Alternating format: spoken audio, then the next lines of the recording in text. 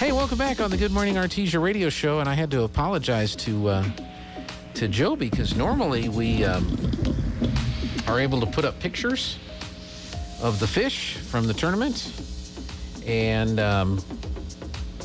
long story short, I don't have the laptop here that I normally use to do the Zoom calls and bring up stuff on the video feed because it's sitting down in Carlsbad at Big Nate's house because he had a radio show to do yesterday and his laptop quit working. So anyway, well, we'll get him on for next week if that's okay. Did you wind up getting to go, or did you not get to go fishing? I did not go. I had issues, have an alarm going off on my boat that couldn't figure out, and I didn't want to chance tearing up the boat, tearing up the motor. It's an alarm on my motor, and I'm going to try to get some help soon. Oh, it was an alarm telling you shouldn't be running me right now type alarm. I gotcha. Right. And so what the motor was doing appeared it was doing everything correctly in terms of what I could see visually. But the alarm would go off after about 10 minutes of idling. So, and it's kind of giving me that problem over since I bought it. It's a used boat, but I bought it last year, about 3/4 of the way through the year from a buddy of mine, and it's done that off and on the whole time. And I've just kind of thought it was something quirky with the electrical, but it did it to Andrew. My son used it at our last New Mexico Bass Nation. Actually the first tournaments back in April or May, whenever we had our first ones up at Ute Lake, and it did it to him there. And so I haven't used it the last 3 months. But I worked on it. My dad really did the work on it, but I helped. But there's a visible way you can see that the cooling is working. What the alarm I'm getting is saying it's getting hot. It's overheating. Yeah. And the way a boat motor cools is it circulates water from the lake up through the motor, similar to what a radiator does for a vehicle, but no radiator. It just goes up through it and keeps it cool. And then it comes out. There's a hole on the side that it pushes the water out once it's gone through the motor. And it was doing that. So that visual says that it's cooling properly, but then after a while of running it just in basically idling it, the alarm goes off. And so I didn't want to risk it. I thought maybe I changed another friend of mine and I changed the water propeller prop, or not the propeller, I can't think, earlier this year, and thought that fixed it, but apparently it either didn't, or the new one was not working right. I don't know. But anyway, I didn't get to go fishing. I could have. One of our members ended up not having a non-boater, and I could have, and he would have. I know he was Jeremy Fuentes. He would have let me fish with him, no problem, if I would have wanted to leave after the game. But I'd already decided that I wasn't going to do that. So since I wasn't taking my boat, so no, I didn't go. But the club had the tournament. We had 9 anglers. 5 boaters and 4 non-boaters, since Jeremy didn't have a non-boater. And Mike Hill, I want to say congratulations to Mike. He won the tournament on the boater side with the weight of 14 pounds even. Oh, wow. And he took first place. Coming in second was Jeremy Fuentes with 8.4 pounds. David Watkins finished third with 6.8. Jerry Houghtaling finished fourth with 5.35. And David Rutherford finished fifth out of the 5 with a 4.4 pounds of fish. Lex Klein, who heard us on our show here about 2 weeks ago and actually stopped by the radio station and said, hey, when I was talking about not having a non-boater, which I didn't end up going, but he was going to fish with me, he went ahead and went, even though I didn't go because we had another boater that didn't, his normal partner couldn't go, and that was David Watkins. So Lex fished with David, and Lex won the non-boater side. Oh, wow. 8.7 pounds, and he also won big bass on day one with a 4.1 pounder. And then Lisa Rutherford finished second on the non-boater, 1.7 pounds. Catherine Martinez finished third with 1.3 pounds, and Jeff Yahtzee finished fourth with 1.1. So not a lot of fish caught. I think I haven't even talked to anybody that went. I just got all the information from David and Lisa, and I want to shout out to them. David Rutherford and Lisa Rutherford took care of the tournament director responsibilities for me, which I normally would do. And so they sent me all the information, sent me all the pictures. And I know we can't share them today, but maybe we'll have next them for week. next week. Yeah. But so not a lot of fish caught. I think it was probably pretty hot, more than likely, this time of year. But the fish that were caught looked healthy, looked good, and like you said, we'll see these pictures next week. But overall, I think I'm sure they had a good time. I missed it. I really was looking forward to going. Because I missed last week too. Last month, I'm getting my stuff confused. But overall, good tournament. And next month, we're going to be going back to Stamford Lake in Texas. That will be the final regular season tournament for Pecos Valley Bassmasters. And then we have our championship in October. And the lake is to be announced. We're going to talk about that as a club. What we normally do, or what we've always done, is fish a lake that we fished that year. And we usually wait and determine which lake. And typically, it's always gone where we had the best luck that year, or if looking at weather and things like that. Even though it's out a little bit, when we'll probably make the final decision a couple weeks prior to that tournament date in October. So we'll look at the weather. We'll look at lakes that we fished and what those lakes that we fished are doing now. There in October, and then we'll decide where to go. Normally, we take the top 10 boaters and the top 10 non-boaters. I don't think we have 10 non-boaters this year that have fished at least one tournament, but we'll take as many as we can, to that championship. And so those are the things we have left going this year as the Pecos Valley Bassmasters.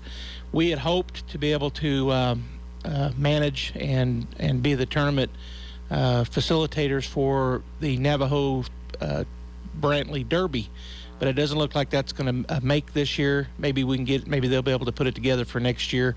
I guess it's still possible. We have the lake, actually. We got our permit fulfilled out there in case that Navajo tournament does make, but it was scheduled for September 11th, which is a couple of weeks from this last Saturday. So I don't think it's going to happen. So we won't be doing that, but we do have our last regular season tournament and then our championship, and then we'll of course be looking to next year.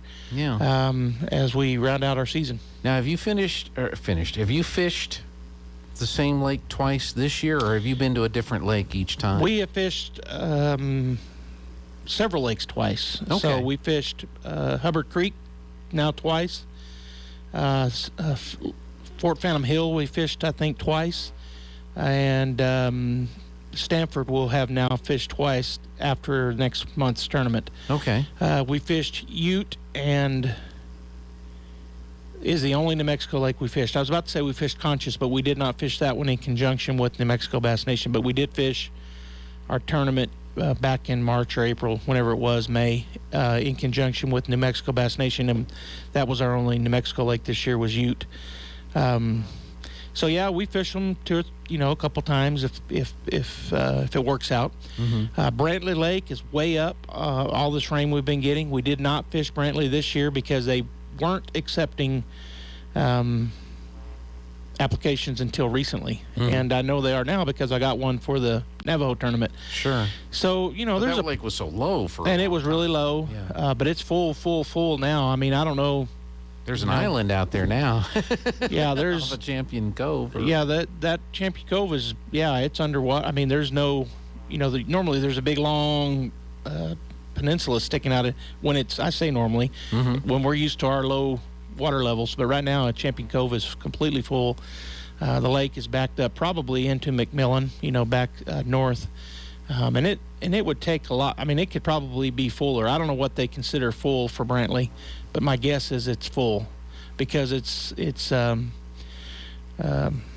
I think they can have more water because that was one of the things why they moved the highway. Yeah, it'll definitely take more water because it can back up and come up a long ways before it reaches the highway. And the dam obviously is big, and it would take a lot of water to push it over that. But as far as the lake itself goes and however it was laid out, I think it's probably 100%. I didn't look online, but the reason I bring that up is because there's a chance, we may have a couple. Because I was thinking I hadn't gotten to fish in a couple of months, and I was thinking, well, maybe we could have a couple of Saturday tournaments or something here. Yeah. It's still nice weather. The fish down there at Brantley aren't biting real fast, based on just some of the people that I know that have been down there, but it's close, and we might be able to throw together a couple of Saturday tournaments and fish down at Brantley Lake. And I'm thinking about maybe doing that here in September and October, and maybe even into the winter if it stays warm. Sure. Well, let me ask you this, Joby. You have the results from this last tournament. Right. How has that impacted the standings so far? Have you been able to? Well, I don't think it impacts them much because of how the Lex was his first tournament to fish this year, so it's not going to do anything on the non-boater side. And Mike has had a good year, but this is his first place finish, and I don't think it's going to bump him up much. I didn't put all those numbers in. I know it's tight at the top. I think Lee Johnson and Mark Willever and maybe Jeremy Fuentes and my dad. Those four, I think, are kind of vying for first place on the boater side. Non-boater side, I'm not sure. I know that the numbers, because we've had different non-boaters at different times. I mean, I fished as a non-boater a couple of times, but the way we normally do it is if you fish as a boater one time, then that's the category you're in. Okay. So I just got to go back and get all those numbers input. But I think, it's going to be a tight finish. I'm hopeful that everybody can fish in October, including me. Mm-hmm. But those four are kind of at the top of the leaderboard: Lee, Jeremy, Jerry, and Mark Willever. Okay. So we'll see how it shakes out. Mark was unable to go this weekend, so that could hurt him. It depends. We have a couple of drops, so it can be one of his drop lakes since he didn't get to go fishing. But and of course I didn't go, and I've missed two, so I'm out of the running, I believe, even if I were to win the last tournament. I'm not sure of that, but I think I am. Yeah. I'm out of the running. And then for like Mr. Klein, who I think he's been in one or two. He's been in one. This was his first tournament. He fished as a guest, and I'm hoping he goes ahead and he won. So he gets, but he's a guest, so he's not even in the running. And yeah, he wouldn't have been able to. Now, if he wants, if I'm hoping he fishes next month, hoping he can. And then he'll qualify. He's qualified because he fished a tournament. He can go to the championship with us. So I hope Lex can do that, as all of our folks. Yeah. And because we've had several that have only been able to fish one or two tournaments, but because of our numbers being down somewhat, and I think, again, I'll blame it on COVID, which I think that's why it is, as spilling over from last year. Yeah. I think everybody, I could be wrong, but I'm pretty sure that everybody that fished at least one tournament this year I think we probably have 20 or so that have fished at least one tournament. And then of the places that there have been multiple tournaments, the two tournaments, I think you said there were like three of them. Mm-hmm. Have they been consistent in their fishing, or pretty consistent? Pretty consistent. I think so. These Texas lakes that we fished this year, the three main ones, which was Hubbard Creek, we fished twice now, Stanford, which we're going to fish twice, and Fort Phantom Hill, have all been pretty consistent. Not a lot of quantity, but pretty good quality. Mm-hmm. And it'll probably be one of those three lakes. that's the ones that we fished, and it'll probably be one of those three lakes. And then, in October, all those lakes are basically just due east of us, so they're not really north. They are maybe a little one. I guess maybe Stanford's a little bit north of us here in Artesia, but basically east of us, so they get about the same weather we do. Mm-hmm. In terms of when it gets cold and all those things. And so October always presents some challenges from that perspective. It may be cold, but a lot of times it's not. And so I'm looking forward to hopefully one of those lakes being really on fire as the fish try to get fed up before they go into their winter.